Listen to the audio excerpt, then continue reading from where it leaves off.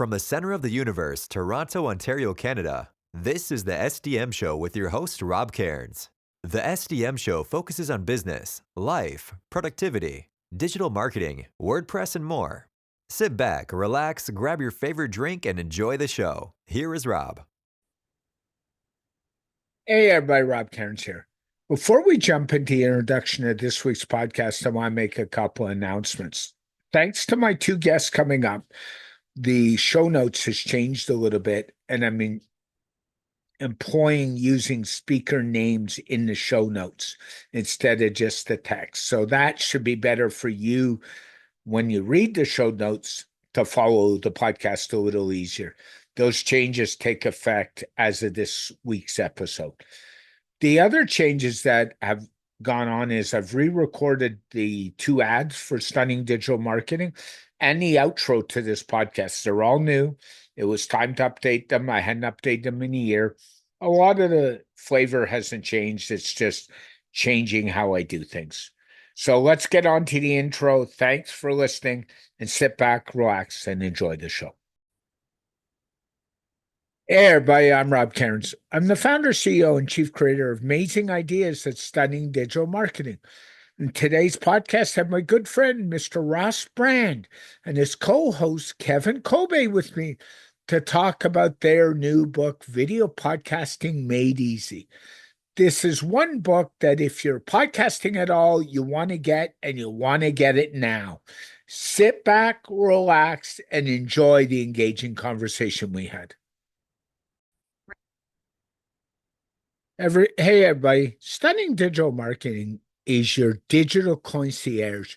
We help you put the pieces together to make your marketing success. Specialties we have including WordPress design and development, WordPress security, which is one of our most popular offerings, ads, and more. So if you want to succeed in the digital world, go on over to stunningdigitalmarketing.com and have a look at what we offer, and we'd be glad to help you. And let's jump on a call and make it happening.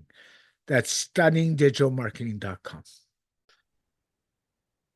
Hey, everybody, Rob Cairns here. And today I'm here with my good dear friend, Mr. Ross Brand. How are you today, Ross? I'm great, Rob. Thanks for having me on. How you doing? I'm doing absolutely amazing. It's great to have you back. We tried to do this last week, and of course, the wonderful podcast host with 450 episodes, not you, me, had major internet problems. And, it's only happened like a couple times. And last week, it just happened to be, we're talking about podcasting, and what happens? My internet feed goes south. Well, that's your provider. That's not on you. Oh, yeah, I've seen worse things happen. You and I have both been there, right? And it's exactly. It's just funny when it happens to guys who should know what they're doing. So you released a book with Kevin Kolbe called Video Podcasting Made Easy. I've told both of you, as far as I'm concerned, yep, there it is there. Oh, and the other one takes a tumble as he does that. That's okay. Don't worry. Go ahead. That was smooth. That is. Right. So this will take up have the display all to itself. Yeah, but I've described this book, and I said today in a conference with somebody I'm helping start a podcast, this is a book Rob wish he had when I started 4 years ago. So thank you for writing it, first of all. And as I told you, I think that's the nicest comment you could give. I mean, this is for people who are not currently doing a video podcast and want to launch one, or who are doing an audio podcast, may have a lot of experience, but have no idea how to integrate, or just hesitant. They wonder, what do I have to do with video? I'm going to have to look good. I'm going to have to build a fancy studio. I've got to get all this expensive gear. And really, it's not that complicated. And that's one of the messages in the book. Yep. Anybody can add video using tools they already own and already have and know how to use. And I do think that people who are doing some video already, even experienced video creators and video podcasters and live streamers, will probably get a few tips out of the book from what Kevin and I talk about from our experiences. I know I learned from Kevin. He said he learned some stuff from me. So Yeah. if we're learning from each other, then hopefully people reading it will learn from one of us or both of us along the way. And I always learn from both of you. I mean, I've been blessed. I've had, when I started podcasting, what saved my bacon was people like you in the community, other people I knew in the community, and the podcasting community is pretty tight, and we know that. Yeah. And you and I both started actually more live streaming than anything. I've shared with you stories about how I used to live stream on the top of a 10-foot ramp with a webcam. So we laugh about it, but we all had to start somewhere, right, Russ? I mean, Right. And I think for me coming to the internet after, I did radio for a while and then I was in another field and I come to the internet and the live streaming app at the time that was big or getting big for talk show hosting and stuff was Blab. yep, And Blab made it easy. yep. You didn't have to learn all the things about podcasting for an RSS feed and how you distribute it and where you host your file, how you create a file. You just pressed a couple of buttons, and next thing you know, you were live, and your guest would jump into a seat, and you had a show or a conversation and an after show going on. So it really sort of live streaming video kind of simplified things for people who were new, and now it's kind of coming full circle. Is that after podcasting really got on the map and people talking about it a lot, once YouTube and Spotify opened the doors to putting video and video podcasts on, and as Kevin said, YouTube really planted its flag, with video podcasting, claimed its territory on that. It's a game changer, and there's so many people who are use the term colloquially or whatever you want to say, casually use the term podcast, but what they're thinking isn't audio distributed via RSS. They're thinking a video show, maybe with a camera or two, and uploaded to YouTube. They may also later or at the same time distribute it as audio only. But in many cases, YouTube is where they're building their biggest audience, and they think video first in terms of where the content is going to be distributed. Yeah, no question about that one. I would agree wholeheartedly. I mean, I know when I started, I did audio only. You and I have both done both types of interviews, audio only Mhm. and video. And I transitioned, and I know even on my website pages, I actually share both the video up top and the audio right underneath. So you can choose which one if you don't want to go to a podcast player. So I actually share both. Same with me, and I think what happened is people were just seeing results from it's not that like taking anything away. Like, I'm a radio guy, I'm audio first. I believe that most video talk shows are essentially live radio or recorded radio talk shows where a webcam is kind of looking in on you. And that's the basis of it. The audio is far more important than the video because our content, our conversation is all matters how well the audio transmits it. Well, if our video goes out, the show can still continue and people can get all the value from it. If the audio goes out, there's nothing to look at but our beautiful faces, and that can get old after half an hour, 2 hours. So I think, the real reason that people are going to video more than anything is they want to compete on YouTube and they want to compete on Spotify, and the opportunity for search and discovery on YouTube is amazing. And every video you put out there has a chance to take off, has a chance to get an audience, based on the volume of people using YouTube and the way the YouTube algorithm is set up to try and find people who would be interested in watching your content. No, no question. I'll give you an example that attributes right to you, and then we'll dive in the book. In Toronto, there's a legendary sportscaster by the name of Bob McCown. You probably don't. I don't know if you know Bob or don't know Bob. He's been in the Toronto radio scene for over 40 years. He was part of the Fan 590 when they went to Sports Radio launched, and they were bought by Sportsnet. And Sportsnet, which is owned by Rogers, turned around and said, we need our radio shows, our flagship radio shows on TV. So what did they do? They threw basically 2 cameras into the studio and said, here you go. You're recording it anyway, so why don't we throw it on Rogers anyway? And basically, that's what we're doing when we're moving the podcast to video, aren't we? Yeah, I mean, Kevin and I talked about this in the book, and we've talked about it offline too, is the early radio shows, when they first started simulcasting radio shows on TV or on cable, what have you, they would basically put cameras up in the corner of the room, and it would just be a wide shot looking in, and the host completely ignored the cameras. And then they got better, they got closer in, but it was still the same thing. You're sort of looking in on a radio show.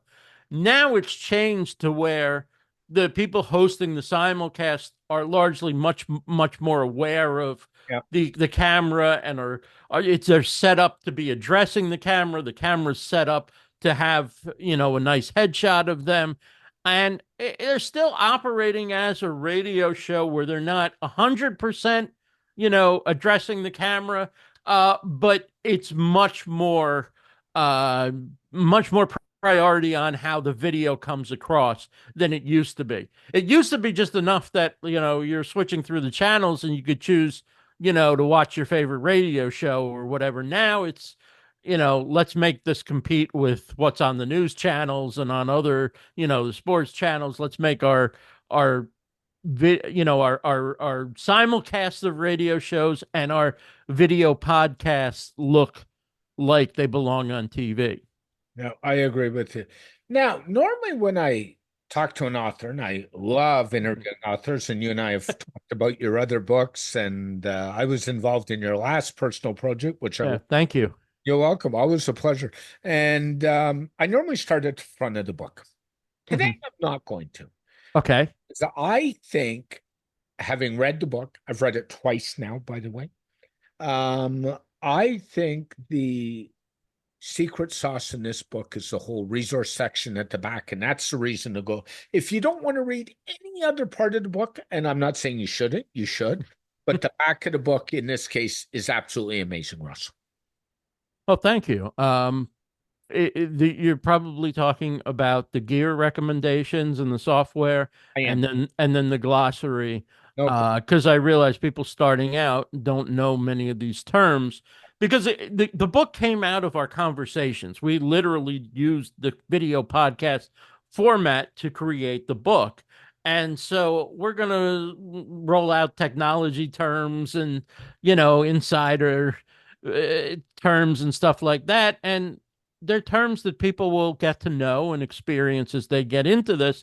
But when we mention something, there should be a way for you to look it up without having to go too far. So you can flip to the glossary in the back, and generally there's a 1-sentence definition that kind of sums up what you need to know about, what's a thumbnail. If you've never done YouTube before, when people keep talking about a thumbnail, what do you mean by a thumbnail? It's the, it's the cover image that goes with a video that, often generates people to want to watch that video, motivates them because they like what they see. It catches their attention, that kind of thing. So we're giving you kind of the lingo that you need to get involved with video, audio as well, and, also YouTube. Yeah, I agree. And the other thing, you were talking about the conversations that happened. One of the things I loved with this book, and it's exactly what you and I are doing right now. It's what you and Kevin did during your conversations. It's what you do on your live stream shows all the time. We have conversations. So what did you do? You made the book conversational. And you inspired so much here that starting with this episode, I'm changing my show notes for my podcast to include speaker names, which I've never done before. So you guys have inspired. Oh, nice. I've done 450 odd episodes, and you guys are still inspiring and still teaching. So there you go. Oh, So that's great. That's great. Now, do you normally put a transcript on, or you normally just you do like a summary of what went on in the I do show? I do both. I do usually three or four highlights, and then I do a if there's a resource like a PDF or something, I'll throw that Mhm. in or a JPEG, and then I'll do a transcript that's basically loosely, and I mean loosely AI edited. So I basically take the audio, dump it into a thing, and say, "Here you go," and don't complain at me at the spelling mistakes. Blame AI because. Right, transcript by blank blank dot AI or whatever, and Yep, yep. it is what it is. It's what But they're getting better. They're getting better, and they're getting more accurate, and it's really amazing when you plug something in and they've already identified the speakers yeah. before you even start reading it. The only thing I typically, it's funny that I make sure I get right is names and believe it or not, the other thing is brand names, so websites, stuff like that, Hmm. because they're awful. And my last name, AI can never always likes to spell with a K for some reasons. My own name on my own. Right, right. So that's good. The other thing, it's funny. I was reading it, and as I said, I've read it twice now. It is such a light read. It's not a heavy read at all. No, you could read it in 2 hours maximum, right? Maybe even an hour and a half or an hour. It was 2 hours for me because I like Yeah. and I'm an avid reader, and you know that. So, and I read, thanks to both of you, a pre-release copy on Kindle. I read it on a Kindle version, so that was really enjoyable. It was easy. It was well laid out. Which section in the book did you have the hardest time writing, would you say? I would say, well, one of them that we had the hardest time with was the hosting chapter. Yeah, Originally, we had that. It was super long. It was divided up into two chapters. It was at times repetitive. As you know from me over the years, that's the area that I'm most passionate about. So, it's actually a little tougher for me to just stay on step by step, target by target. I mean, we had an outline, and although we didn't necessarily refer to it often, I had a real sense of what we were going to talk about and wanted to accomplish in each chapter. And then we had a free flowing conversation, but one that was aware of where we were going. yeah, When we get into hosting and Kevin says something, it just triggers me to want to talk about something, or I say something, and we both were, radio personalities in the day and have hosted our fair share of shows and are very passionate about that aspect of it. So yeah, that made a tougher chapter because once the conversation is over, then it's about what do you leave in and what do you leave out because we don't want this to be a 300, 400 page book and a burden to get through. We want to have the conversation, but not all of it. We want, you to be able to feel like you're getting what moves you forward as a creator, not, every thought that ever entered into either one of our heads and then came out on a video or audio recording. yeah. And I can see that. And hosting in the podcast space, whether it's video or audio or both, always causes discussion. Do I go to a paid host? Do I go to a free host? How do I play that game? And I hate to say it, there's no right or wrong way to do Oh, it. you're talking about like the host where you Yeah, store your file. Right, right. I was talking about like hosting the actual show. that too. That But yeah, I mean, we have a chapter.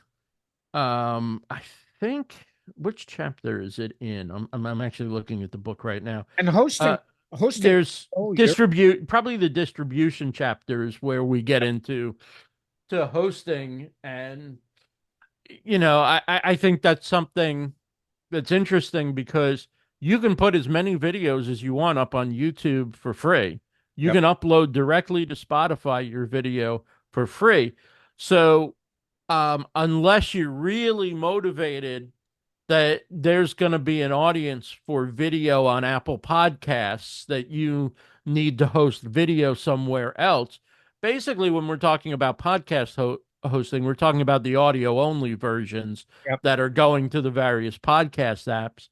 And, all the major, as far as I know, all the major hosts that the names that every podcaster's familiar with that you see at conferences, that you hear people mention at the end of their podcast or whatever, they're all performing a similar service. It's just it's really personal preference. Do I like the way that this one lays out Yep. their page? Is the workflow easier on that one? Who's got the better plan for the amount of content I'm doing?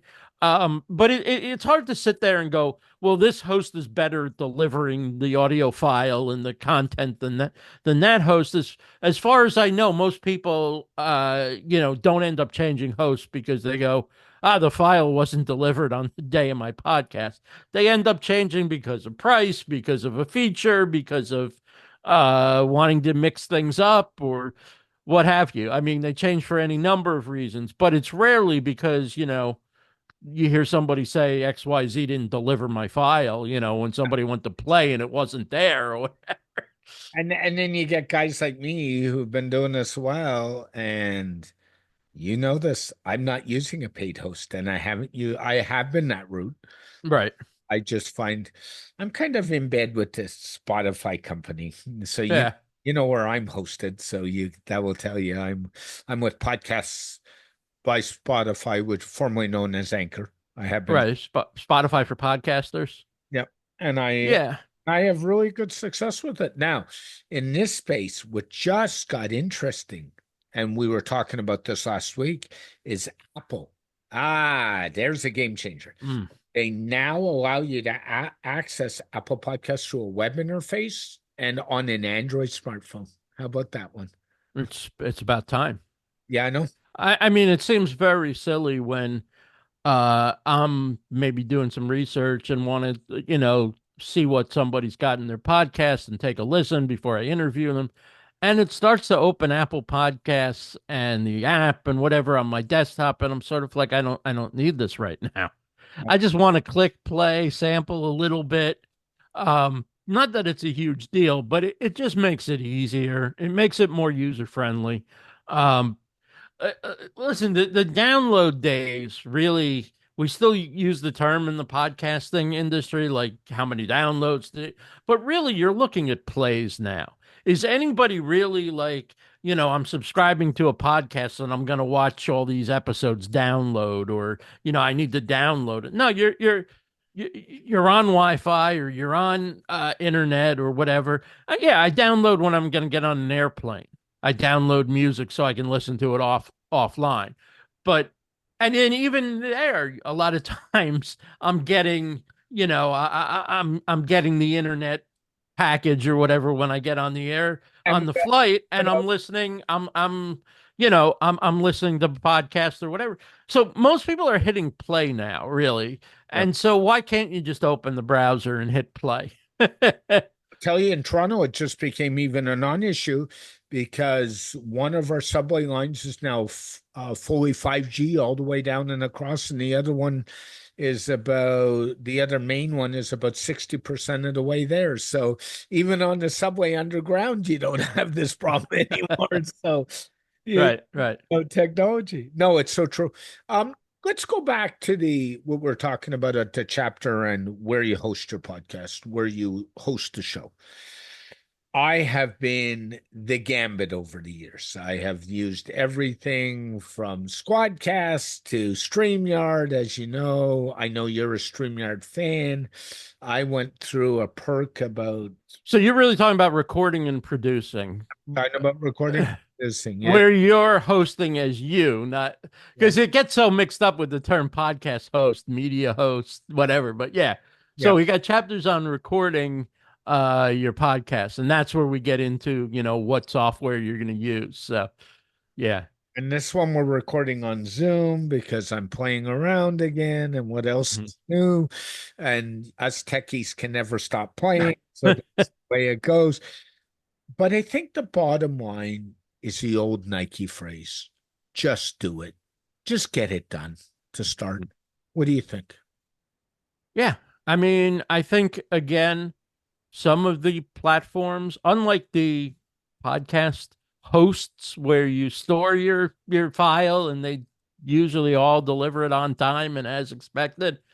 Um, there are relative strengths and weaknesses of the different apps for, and software for recording your podcast. But in the end, they're all going to get you a recording that's listenable, that you can, watchable and so forth. So it comes down to which one you're comfortable using and are there features you need. So we both probably use StreamYard, Kevin and myself, more than any other because it's so easy to get a guest on. Yes. For me, it's just so predictable. I know I know it like the back of my hand. I don't, I just, everything I need is in there, and I don't have to make the production more complicated. Um, Kevin more so than me, but both of us also have Ecamm, and we'll use that for certain types of. I mean, in my case, I'll use it when I want to make my show for whatever reason, or do something with a client where I want it to look like no other no other production out there, right? I don't want it to somebody go, hey, they're using StreamYard. Well, with Ecamm, I can make it look like you don't know what we're using. But in general, I think StreamYard's stability and it's professional and looking, and it's got enough bells and whistles that the ability to get your guest on quickly and the ability just simply go ahead and record and all the little things that it does with such ease. It's great for whether you're an entry level person or you're somebody who's been doing this for years. Yeah, I would agree with you. I also think people like to overcomplicate stuff, and you and Mhm. I both, and I'm sure Kevin has too. We've all played in the OBS world, and I Mhm. have to tell you, I don't even have OBS on my laptop right now. I just, it just shakes my head. I can do it, but I don't want to. Like it's work. And how do you teach a novice who's jumping into video podcasting how to use OBS? They have enough problems, to be Yeah, honest. I mean, you just don't need it anymore. I No. mean, that's the reality of it is, um, when I started in 2015. Yeah. 2016, I think in the summer, I forced myself to learn OBS. And really within a matter of hours, I had the thing, and I'm not somebody with any video production background. So I was really psyched for myself that I had it up there. I had multiple shots and people remote and whatever. But 2 more weeks and I still hadn't been able to sync the audio and get the audio to record where you heard both people properly, whatever. And I said, it's enough. Yeah. I'm not, I just, I don't like this enough. And at that time, I got Wirecast, which is more visual and Yeah. a little bit further along in terms of doing some things that you don't have to do on OBS. Um, but ultimately, and I had a great run with Wirecast. I used to use it every day. I used to record in Wirecast, even when I wasn't using it to stream. I just don't need it now, and it it just isn't necessary. It's been a great piece of software over the years for me, but right now, I think people are there for the conversation and the personality of the host and how it makes them feel and what they can take away from it. And you can overproduce these things, and it can take away from the show if you're too busy, stressing over every uh, change you're going to make and switching and doing all these things. And one of the things that's been a curse on TV people over the years, like TV producers and stuff, give them a new feature and they feel compelled that they have to use it, right? Yeah. Like if it's there, I mean, they've got this new thing, the network paid for it or whatever. I got to figure out I'm going to integrate this. And then every replay or every shot has got to have this feature in it, or every quarter of the football game we've got to go to this overhead shot where it makes you feel like you're dizzy watching the game, but they paid for that camera to be put in, so I got to use. Right, don't do that if you're live streaming or podcasting. The features are there to serve you. If you need them and they benefit your broadcast, use them, but that's what they're there for. They're there if you need them. If you don't need them, don't think that if there are 50 features, you got to use 47 of them. You might only need to use 3 of them, and that's okay. Yeah, I agree with you. I mean, and sports broadcasting and we're both sports fans, is the worst. Mhm. They go into toys, and you give a color commentator new toys who doesn't The have. telestrator, remember that? You know where I was going. I love to circle that. I'm going to circle that middle linebacker Yeah, because it wasn't enough to say the guy in the middle. yeah. No kidding. It's so true. So, yeah, so that talks about that. The one thing I really like in this book, and this is a bit of a mini review, but that's okay, is you break it down nicely. And even with equipment, you're saying you don't have to spend a lot to start. You can get a Samsung Q2 mic for under $100 now, right? Give or take. Yeah, 57 to 70, 59 to 79 ish. That mic, and that's not the mic I'm using, but it's one I started with. It's over there. It comes with both an XLR and a USB interface. They give you the Right. for both. I would encourage anybody personally when they're starting to go the XLR route and get a mixer box, because it's easier to control the levels going in from a mixer, a digital converter in the middle. That's just my opinion. It is. Now some, not the Samsung Q2U as far as I know, but some come with like a desktop app or whatever that will help you setting the level. Some even have auto gain and things like that. So Yeah. And we have a new guest, Mr. hey, Kevin Kolbe. How are you, my friend? Okay, I'm glad we didn't call our book, being prompt for interviews made easy. I so apologize to you, Ross, your listeners and viewers. I have a good excuse. I was editing a video about my recent YouTube stuff, and I got way into it, and I pop in Messenger, and Ross is like, "Hey, are you doing the interview?" And I'm like, "Oh crap." It's And then it was like, okay, do I pop in or not or what? So I apologize, and feel free to send me to the green room if you want. no, you're not going anywhere. drop them. Just drop them. No, we said we Come on. could keep the door open, and when you show up, you show up. So I'm so sorry. We no were worries. we were just talking about, and by the way, I'm not editing this part out just for because it makes you look good. So there you go. Thanks. You're welcome. Love you too. We were just talking about um hardware and mics, and I was saying to Ross that when I started with Samsung Q2, which a lot of podcasters do. I don't now. I use a Rode. I'm spoiled, and I'm allowed to spoil myself being a techie guy. I like toys, and everybody says I justify my toys depending on what business need I can find, because that means I can write them off and be nice. And, but, and I was saying to Ross, I think, and I know in the book, we all know we talked about you can use USB and go right. I would say if you want to do a step right away, get yourself a digital audio converter mixer in the middle right away, because I think being able to control your levels is more important from a box than from the PC or the Mac. What do you think, Kevin? Put you on the spot. So I think maybe. How about that? I'll be a politician. Well, maybe. Here's why.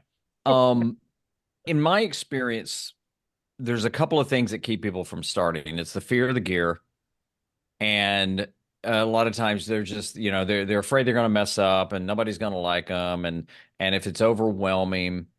And I'm a big. I used to not be this way.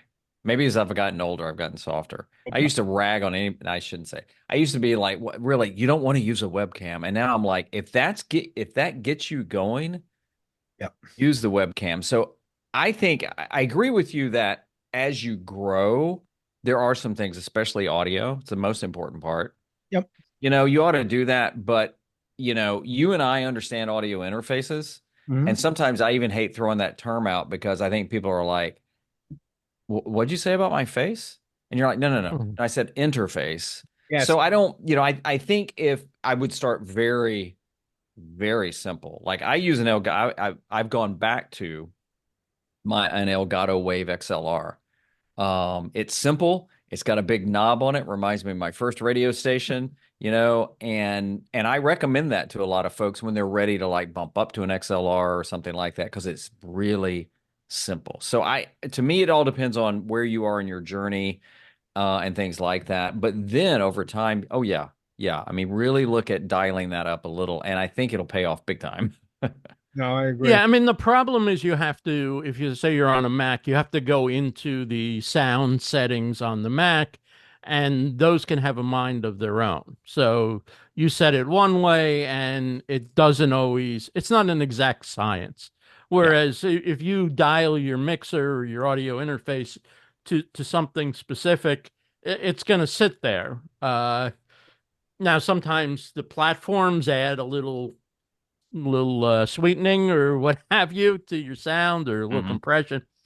But I kind of agree with Kevin. I mean, I think the Samsung Q2U for most people, if they plug that into their computer, they're so far ahead of where they were.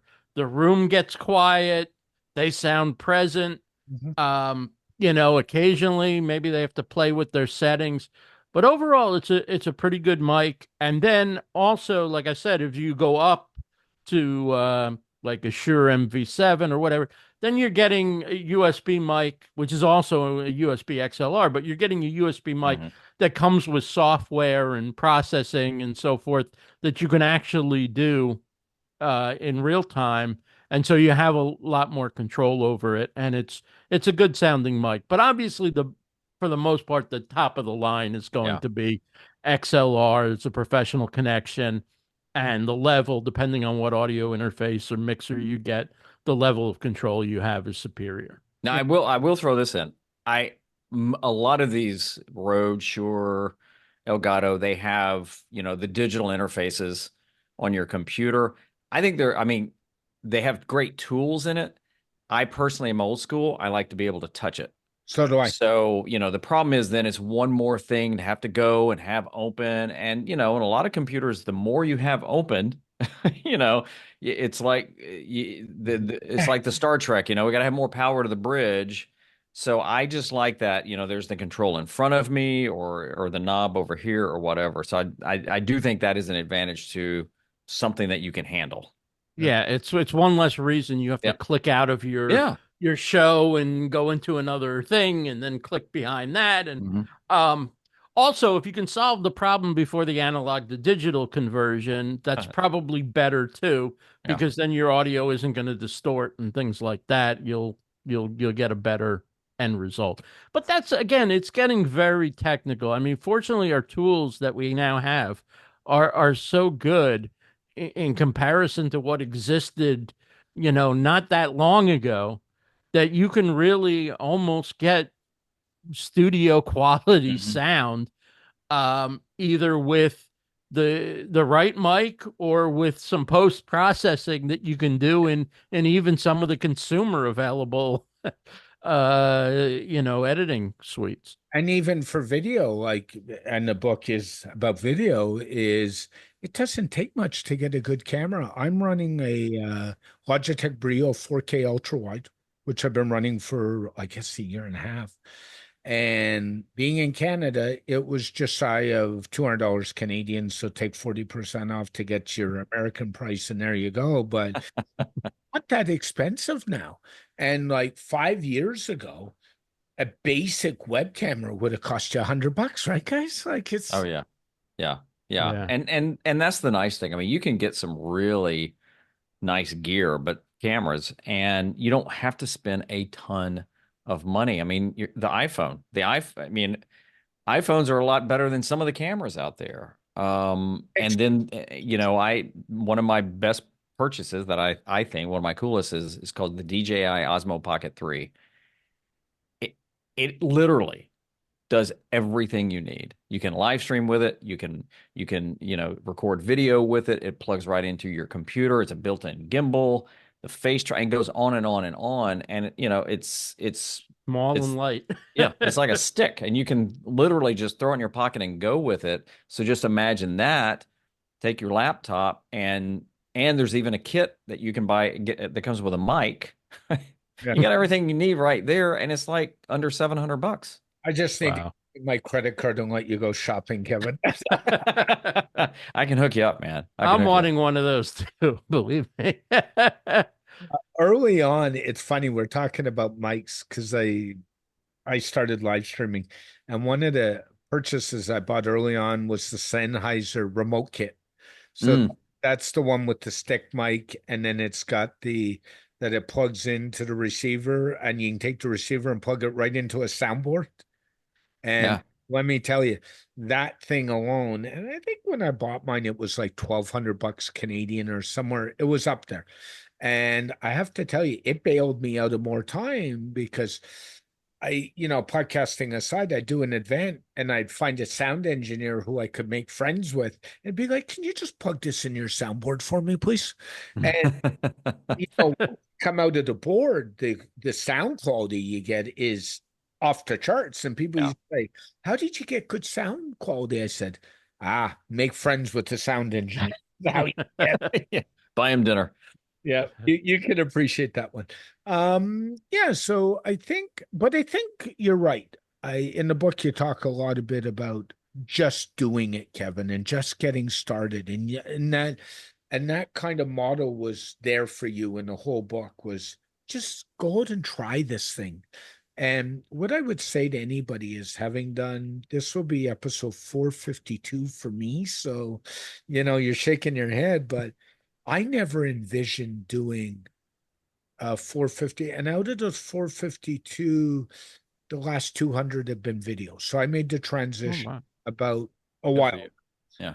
Because I saw it coming. I saw YouTube on the wall.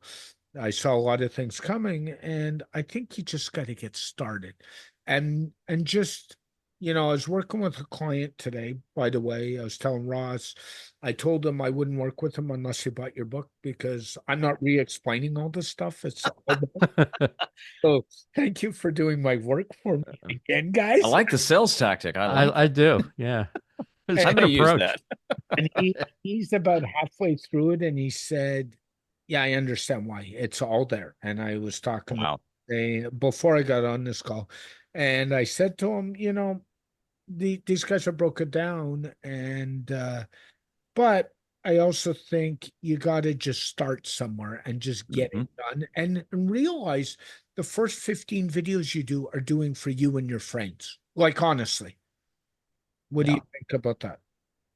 Yeah, I mean, again, getting started. Here's the thing. Let's just take YouTube. You go onto YouTube and you find somebody who's been at it for a while. And then you look, and regardless of how many views they've got, but let's say they've got, good number of subscribers and views and videos.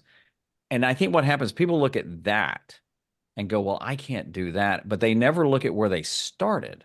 Yeah. I mean, one of my friends, he's also a mentor, Sean Cannell. If you go back and look at his very first video, it's like, hey guys, this is Sean, and I'm kind of excited here. And it's funny. But people forget everybody. It doesn't matter. Singers, actors, everybody, entrepreneurs, we all start at zero and we grow. And if people will just kind of get over that and realize that, I don't even care how big you get, there's still a whole world out there that probably doesn't even know you're around. So just put yourself out there and take a chance. And you may not like it, but you'll never know unless you try. And you may surprise yourself and go, dang, I really like this. Yeah.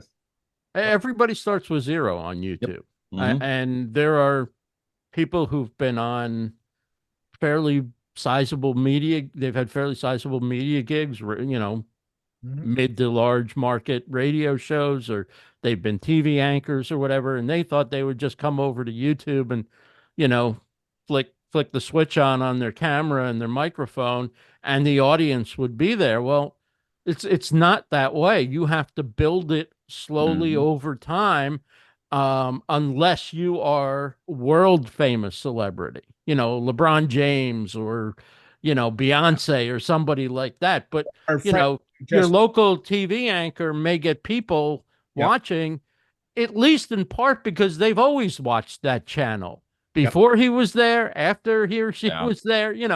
But when you go over to YouTube, you got to bring an audience or build one. Mhm. And so everybody's starting with zero. And even if you've been at it for a while, your next video has just as good a chance as anybody else's. If you make a really good video and people get interested in it, it can take off Absolutely. and it can change Yep. your trajectory. yep. It's so true. And I think like there's different ways of doing it, like from a revenue stream, right? Some people do it because they have sponsors and the sponsors pay the cost of the show. Mhm. One of the reasons I do it is it puts eyes on my business. I'd be lying if I said that. In my podcast, there's two ad spots. They're both for services. They're about to change, but that's why I do it. And the third reason I do it, and you both know the dirty little secret of podcasting, it's a masterclass that the host gets to ask you guys any questions he wants to his own interests, right? So, Oh yeah. and the people I've met from podcasting, and you'll both agree with me, is absolutely astronomical. Like where? Oh, yeah. Yeah. I mean, I can speak more from the YouTube side, but goodness, just, Yeah. being able, it's the World Wide Web, but until people start dropping in where they're from or reaching out, I mean, early on, I worked with BeLive for a Yep. few months, and my contact at the time lived in Ukraine. Sadly, because of everything going on, she doesn't live there anymore. But I mean, I thought that was the coolest thing is like, I got a call tomorrow with somebody in the Ukraine. I Yeah. mean, it was like, boom. Yeah, I know. Yeah. And we're all probably in the same age category. Like we're all pretty close, right? And Yeah, I just turned 21. yeah, I turn 19 on the 8th of September. So there you go, right, Ross? Yeah, I just got my driver's license yesterday, so Yeah, yeah, yeah, Yeah.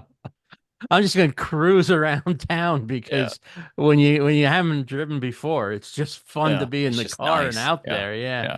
yeah. yeah. So it's yeah, a lot of first times experiencing things. It's funny because I always tell people I was on the online before the days of the internet, which there's truth to it. So I've been in this environment probably for 50 years. So there you go. Yeah. It's cool. Yeah. It's cool. We're all lucky. In terms of the book, let's go to Ross. What was your favorite chapter to write, Ross? And why? Well, I'm gonna say that the hardest chapter for us, and as I mentioned earlier, I think for me at least, the hardest chapter was the chapter on hosting your show because we just had so much, and Kevin and I both have a lot of background in that, and Guys, I know I'm very passionate, and so Kevin could say XYZ, and that reminds me of some story or something, some other point that I want to make, and on and on. So I think that chapter was not only the hardest because we had to really cut it down to Yeah. the essence, so it was still a step by step thing that you could integrate at any level. But it was also the most fun for me because I'm just passionate about that, and gear is one thing, software, recording. I know a little bit about everything that we talked about in the book, but hosting shows is what I've done at a fairly high professional level, and it's what I really am passionate and take pride in. So for me, that was it was fun to talk about that stuff, and to bounce it off Kevin, who's such an outstanding host and has such a great background in the business, and so. But the whole book kind of felt like that, But Yeah. that chapter, and especially, it's like, yeah, we're in my wheelhouse. Hour Yeah. and something that I like to talk about. Ross, before we jump over to Kevin, I was going to say the other thing is software and gear has all become a commodity now.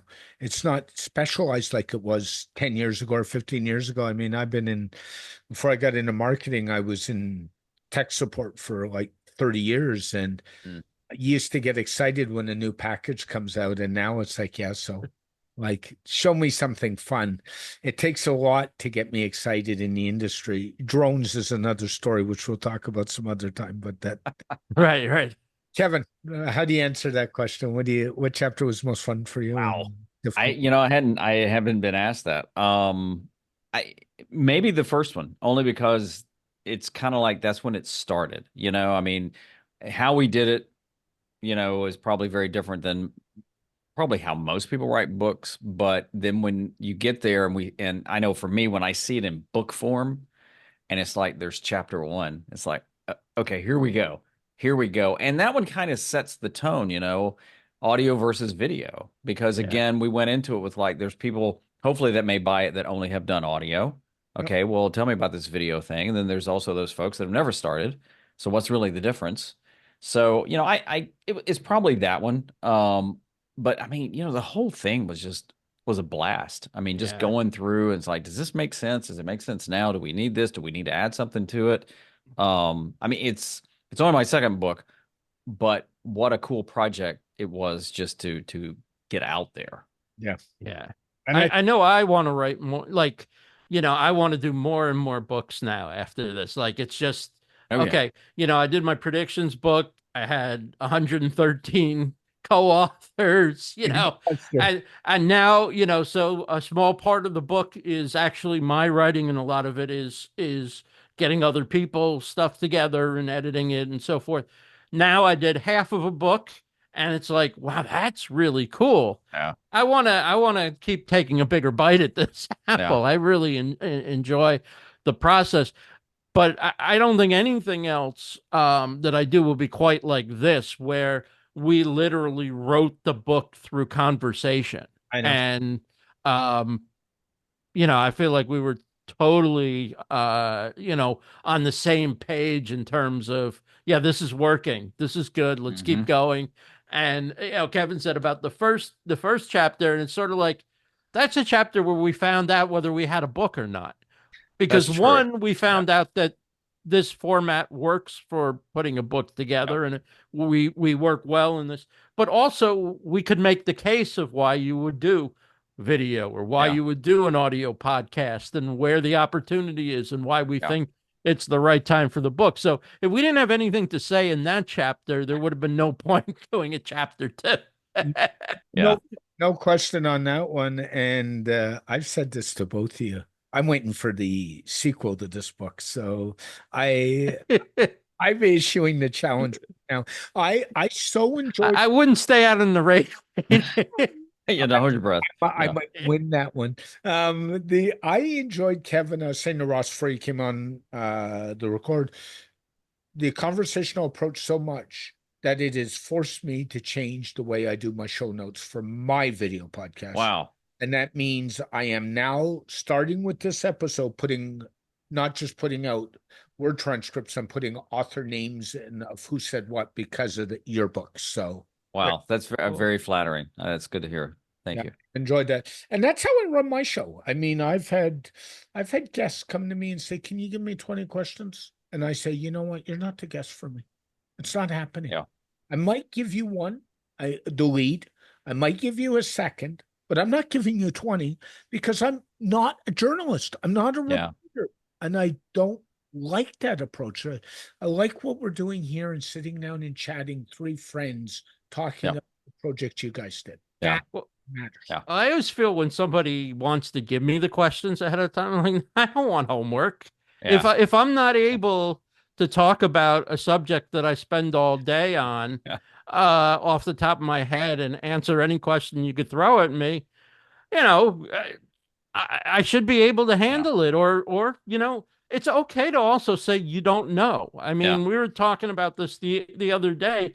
Even people who are experts in the industry at the highest level, they're experts in one area. They're not experts in every single thing, which is what we expect in a lot of ways of the independent creator. Is you are you're the bookkeeper, you're the CEO, you're the show host, you're the editor, you're the social media marketing person, you're the finance, like you're everything. And, nobody should have to feel the pressure of having to be, exceptional at every one of those things. And it's okay to get a question when you're a host or a guest and say, I don't know the answer to that. Yeah.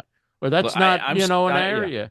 I'm straight up. When somebody wants me on the show and they say, well, I'm going to send you some questions, I'm like, that's fine, but I'm not going to prepare my answers ahead of time. I mean, it's like, I get it from their standpoint. I mean, I may glance at them, but it's like, okay, well, how do I want to answer this one? It's like, I love the, I love the spontaneity. I just do. And it's more of a conversation. There was a local music show and here several years ago, and I got to host it. So we recorded it for syndication, everything like that. And so part of it was they wanted me to interview the bands when it was over, which I was like cool with that because I kind of got paid to go to a concert, and then I got to interview them. Well, the producer was like, well, are you going to show them the questions ahead of time? And I'm like, no. And they're like, well, they want to know them. I'm like, dude, it's not 60 minutes. I'm not going to like all of a sudden, well, before you recorded that, were you actually, and it's like, they'll be okay. I mean, they'll be fine. And we had a blast because they knew I wasn't, I'm not trying to trap them. I want to find out more about them and their music and how they came up with their band name. And just like, I can't snap anymore, but just like that, they're comfortable. They're okay. Right. You're not covering breaking news where it's like, That's just in. They've got a song. Yeah. Right. You're asking them about something that they know more than, they've forgotten more than you'll ever know about.